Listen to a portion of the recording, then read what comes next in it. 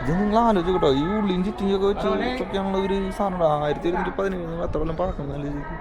ഇത് ശരിക്കും ഒരു 2 സ്റ്റെപ്പ് ബാക്കിൽ നിന്ന് കാണുമ്പോഴാണ് അത്രയും ഭംഗി കാണിക്കണത്. കൊള്ളടിക്കലും കുറെ യുദ്ധത്തിന്റെ പേരിൽ കുറെ, അതെനിക്ക് ഏറ്റവും അത്ഭുതം. അത് ഞാൻ പറയണത്, ഈ മെഷീനുകളൊന്നും ഇല്ലാത്ത കാലത്ത് ഓരോ രൂപങ്ങൾ കൊത്തി വെച്ചിട്ടുണ്ടോ, എന്ത് ഫിനിഷിംഗ് നോക്കി. ഇതൊക്കെ കല്ലുകൊണ്ട് തന്നെ ഉണ്ടാക്കിയിട്ടുള്ളത്, അതാണ് അതിന്റെ ഒരു പ്രത്യേകത. 103 വർഷം എടുത്തു എന്ന് പറയുമ്പോ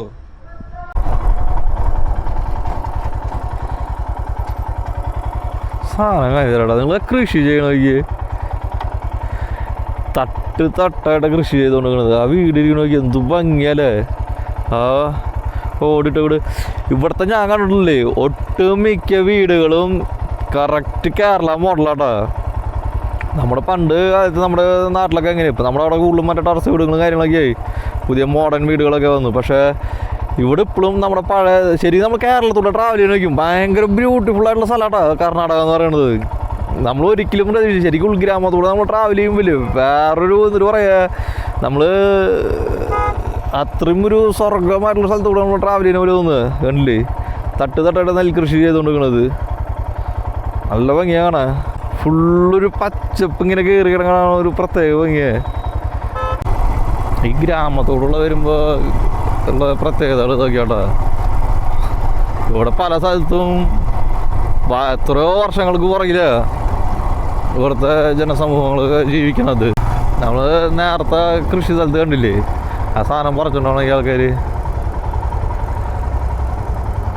അതിൻ്റെ മുകളിൽ ട്രാക്ടറിൻ്റെ മുകളിലോട്ടത് ഫ്രണ്ടിലോട്ട് ഒരു വണ്ടി പോലും കാണില്ലേ, ഒക്കെ ബ്ലോക്കാ ഈ സാധനം വെച്ച് മൂടിയിട്ട്. കോലം മരിക്കുന്നുണ്ടോ.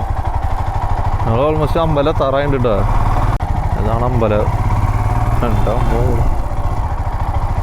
ഞങ്ങൾ പ്രതീക്ഷകളും വലിയൊരു അമ്പലമാണുള്ളത്.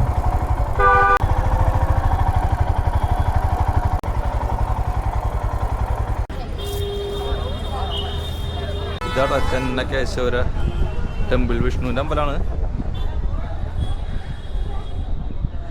ഏകദേശം 1117 ഈ അമ്പലം പണി കഴിക്കുന്നത്.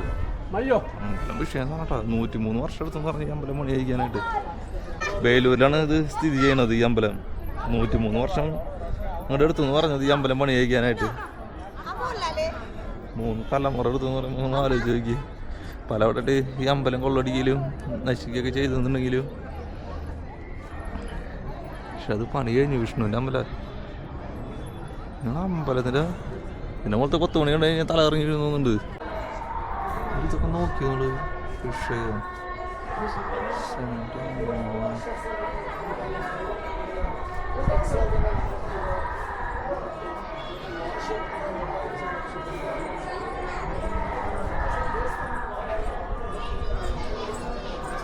വേറെ കേസുണ്ട് കേട്ടോ.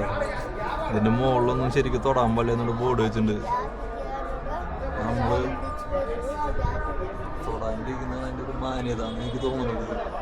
നമ്മളതിൻ്റെ ഷാപ്പുണ്ട്, ആ ഓരോ കോണുകളെടുത്തുള്ള കട്ട് ചെയ്തെടുത്തിട്ടുള്ളത് എനിക്ക് തന്നെയാണത്.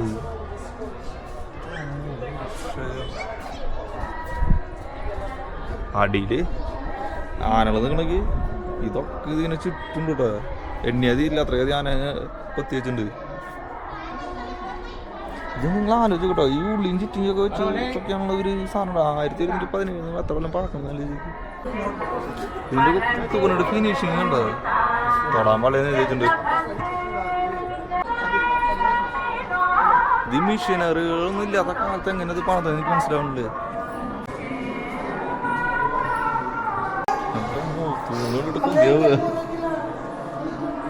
ഇതിന് മൊത്തം വർക്കുകൾ കണ്ടോ നിങ്ങൾ. വിഷയന്റെ മോനെ, അത്രയും ഫിനിഷിങ് ആയിട്ടുള്ള വർക്കൊക്കെ ആദ്യമായിട്ട് കാണുന്നത്. ഇതിന്റെ നടുക്ക് ചെയ്തിട്ടുണ്ടെങ്കിൽ ഇതെന്ത് കല്ലാന്ന് മനസ്സിലാവണില്ലേ. ഭയങ്കര ഫിനിഷിങ് ആട്ടാ, ഷാർപ്പായിട്ട് ഇരിക്കണത്. ഓരോ ഇതൊക്കെ ഉണ്ടില്ലേ, അതുള്ള എടുത്തുള്ളൂ ഫിനിഷിങ്. ഇത് അമ്പലത്തിന്റെ വേറൊരു സൈഡ് കേട്ടോ, പുറത്തുള്ള ഭാഗം. ഇതൊന്നും കണ്ടോ, ഫിനിഷിങ്ങിനൊക്കെ ഇതിനുള്ള ഓരോ ലൈനും കണ്ടോ ഭയങ്കര രസമായിട്ട് എടുത്തിട്ടുള്ളത്. ഇത് നോക്കി ശന്തമ്മോ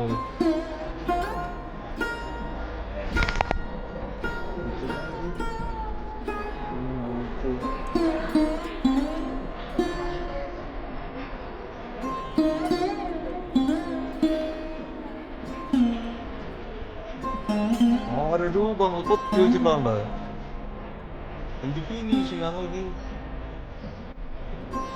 ഏകദേശം 103 വർഷം എടുത്തെന്ന് പറഞ്ഞത് ഈ അമ്പലം പണിയിക്കാനായിട്ട്. യുദ്ധകാലത്തൊക്കെ ഈ അമ്പലമില്ലേ നശിക്കപ്പെടുകയും കൊള്ളടിക്കപ്പെടുകയും ചെയ്തു. കുറെ നശിച്ചു പോയി, കൊള്ളടിക്കപ്പെട്ടു. പക്ഷെ വീണ്ടും ഈ അമ്പലം പണിതെന്ന് പറഞ്ഞു 103 വർഷം എടുത്തെന്ന് പറഞ്ഞു ഈ അമ്പലം പണിയിക്കാനായിട്ട്.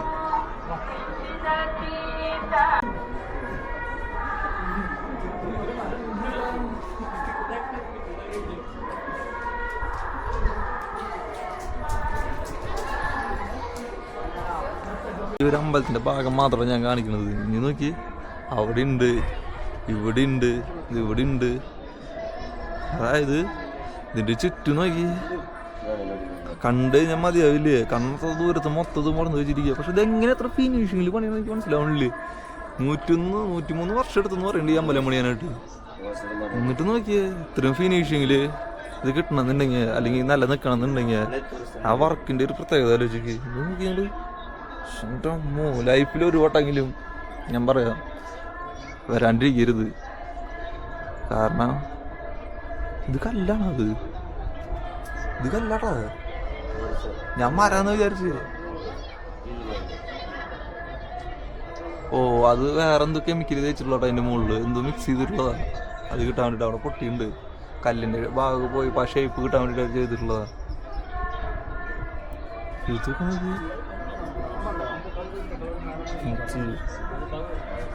നമ്മള് കണ്ണെടുക്കാൻ തോന്നുന്നില്ലേ? കണ്ണ് വെച്ച് ചെയ്യണ്ടാവില്ലേ ചേട്ടാ. ഈ ആനകൾ അവിടെ നിന്നോട്ട് തുടങ്ങിയിട്ട് ഈ അമ്പലത്തിന് ചുറ്റിയാണ് ആനയുണ്ട്.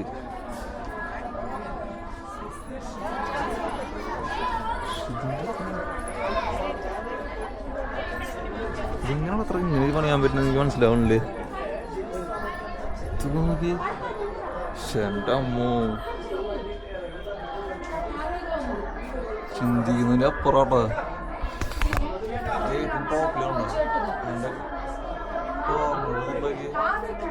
ഓരോ മൂലകൾ അത്രയും ഷാർപ്പായിട്ട് നിൽക്കുന്നത്.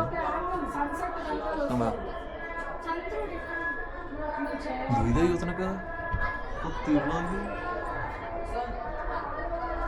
ഇത് ശരിക്കും കല്ലോണ്ടല്ലോ. എനിക്ക് സംശയം.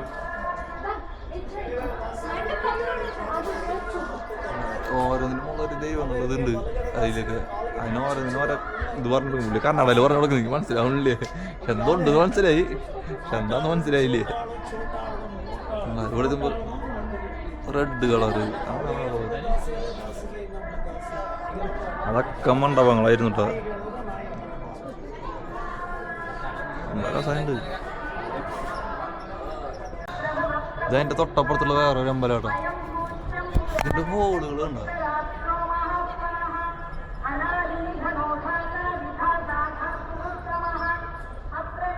ഇവിടുത്തെ ഡിസൈൻ വേറെ.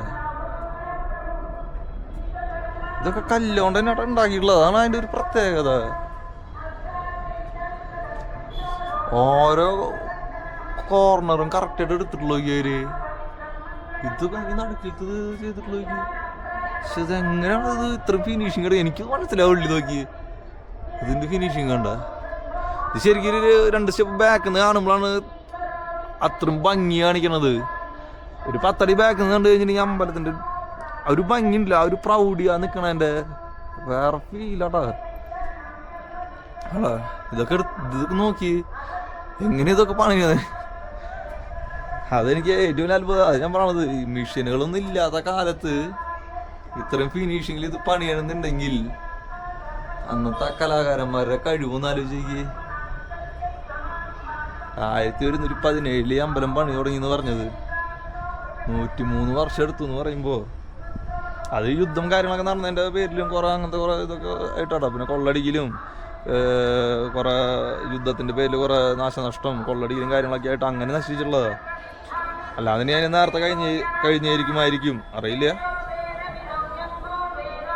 എനിക്ക് ഇങ്ങോട്ട് നോക്കിയിട്ട് തലയില് കുറക്കെ നശിച്ചു. അതിന്റെ ഫിനിഷ് നോക്കി ഈ കോർണർ ഞാൻ എന്ത് ചോദിക്കുന്നത്, ഇതൊക്കെ എങ്ങനെ എടുക്കണവര് ഫിനിഷ് ചെയ്തിട്ട് ഇതൊക്കെ നോക്കിയാ. വേറെ കാര്യം, ഇതിന്റെ മുകളിൽ തൊടാൻ പാടില്ലെന്ന് ഒരെണ്ണം വന്നിട്ട് നമ്മള് പേര് എഴുതി വെച്ചിട്ടുണ്ട്. പക്ഷെ തൊടാൻ പാടില്ലെന്ന് ചോദിച്ചപ്പോ പേര് എഴുതി വെച്ചിരിക്കുക. തൊട്ടല്ല പ്രശ്നം, പേര് എഴുതി വയ്ക്കാലോ. അതൊരു മണ്ഡപം, ഇതൊരു അമ്പലം. ഇതിന്റെ ഒക്കെ തൂണിന്റെ സൈസ് നോക്കി, ഈ തൂണിന്റെ സൈസ് നോക്കി. ഇതുവരെ എടുത്തിട്ടുള്ള കണ്ട അത്രയും ഫിനിഷിങ്ങില് അതാ മനസ്സിലാവും ഇതെങ്ങനെയാന്ന് സംഭവം. ഇതെങ്ങനെയാ അതിന്റെ പ്രത്യേകത മനസ്സിലാവണില്ലേ? ഈ തൂണിന്റെ സൈസ് നോക്കി, ഇതിന്റെ മുകളിലത്തെ ഡിസൈനുകൾ കണ്ട. ഇത് കല്ല് വ്യത്യാസം ഉണ്ട്, വേറെ ടൈപ്പ് കല്ല. സാധാരണ നമ്മുടെ നാട്ടിലൊക്കെ അല്ലെങ്കിൽ തമിഴ്നാട്ടിലൊക്കെ പോയി കഴിഞ്ഞാൽ കാണാൻ അമ്പലത്തിന്റെ മുകളിൽ ഇങ്ങനത്തെ കല്ലുകൊണ്ടാണ് കൊത്തി വയ്ക്കുക. ആ കണ്ടത് ഇത് ഗ്രാനൈറ്റിന്റെ ഡിപ്പാർട്ട്മെന്റില് പെട്ടിട്ടുള്ള കല്ലുകളാന്ന് തോന്നുന്നുണ്ട് ഇതൊക്കെ. അതിന്റെ ഒരു വൃത്തി കണ്ട, അല്ലെങ്കിൽ അതിന്റെ ഒരു ഫിനിഷിങ് കണ്ട. രക്ഷ മുകളിലേക്ക് വരുമ്പോ ഇതിന് മുകളിൽ വേറെ ഡിസൈൻ വരുന്നുണ്ട് കണ്ടില്ലേ? മോനെ തൂണുകൾ കണ്ട, ഇതൊക്കെ ഇതിന്റെ ഭാഗമായിട്ടുള്ള തൂണുകളാട്ടാ. ഇതൊക്കെ നോക്കി ഗ്രാനൈറ്റ് ആണോ അത്? എനിക്ക് എന്റെ സംശയങ്ങൾ വിട്ട് തീരുന്നില്ലേ. ഇതൊരമ്പലം, അതൊരമ്പലം, അതിൻ്റെ ഉള്ളിൽ ഇതൊക്കെ മറ്റേ ഗോപുരങ്ങളാട്ടാ. ഈ എന്നിട്ട് പറയാ മണ്ഡപങ്ങൾ എന്നൊക്കെ പറയില്ലേ, അതാട്ടാ. ഇതിന്റെ മുകളിൽ കുറച്ച് ശില്പങ്ങൾ കൊത്തി വെച്ചിട്ടുണ്ട് കേട്ടോ. അതാണ് അത്ഭുതം. എന്താ ഓരോ ദൈവങ്ങളുടെ രൂപങ്ങൾ കൊത്തി വെച്ചിട്ടുണ്ട്. ഫിനിഷിങ് ഉണ്ടാകും. ആരാണോ അതിന് ശില്പികൾ എനിക്ക് അത്ര മനസ്സിലായിട്ട് മോനെ.